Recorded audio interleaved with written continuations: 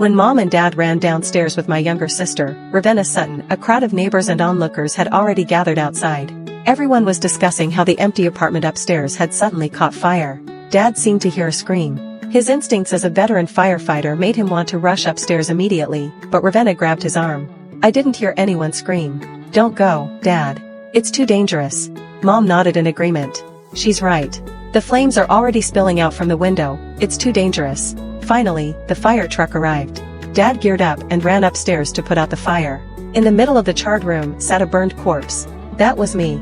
My eyes were shut, my head hung low, and my entire body was totally burned and curled up from the fire. But because my hands and feet had been bound to the chair with iron chains, I remained in a sitting position. Soon, Mom came upstairs as well. She was the best doctor in the city. With just one look, she could tell I had no signs of life. I had been burned alive. Her eyes instantly turned red as she murmured, "That inhumane criminal. Being burned alive must be unimaginably painful." It was. The murderer had pierced my body with a blade. It had been excruciating. The fire spreading across my skin had been agonizing. Hearing my parents protect Ravenna and flee had hurt even more. I gazed at Mom longingly. There was a rare trace of pity in her expression. This was the first time she had ever looked at me so gently. Even though I knew she was only pitying this corpse, not me. The police soon took my body away for an autopsy, and the apartment was sealed off. Although the fire didn't spread downward, it had blackened the exterior walls, and the fact that a murder had occurred affected the property value of the building. Mom and Dad immediately called my older brother, Leo Sutton, back home so he could act as their legal representative and sue the landlord upstairs. Leo was a partner in a law firm. He was also the only one in this family who never treated me like an outsider. The forensic team examined my body overnight. By the next day, the police arrived with photographs, asking questions to determine my identity.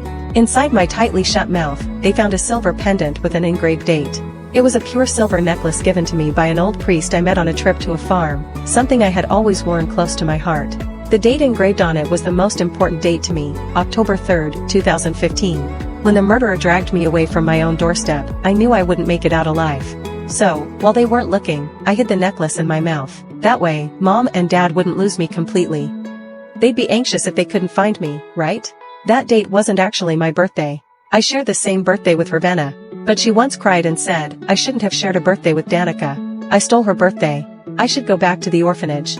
Seeing her cry, my parents immediately hugged her tightly and scolded me. You're the older sister, don't fight over these things with Ravenna. Even though you're our biological child, Raven is the one we've raised for over 10 years. From now on, just treat the day you came home as your birthday. I never understood why I was being blamed when I hadn't done anything, why I couldn't even keep something that was originally mine. But I was happy. At least, I had a birthday of my own. So, that date on the pendant, they had to recognize it. They had to know it was me. I watched them anxiously. They stared at the photo, murmuring the date to themselves, as if trying to remember. After a long while, they shook their heads. I have no memory of this date. Then the police expressionlessly slid the photo back into their file and stood up to leave. I should have never expected anything. Mom and Dad would never remember anything about me, even though I was their own flesh and blood.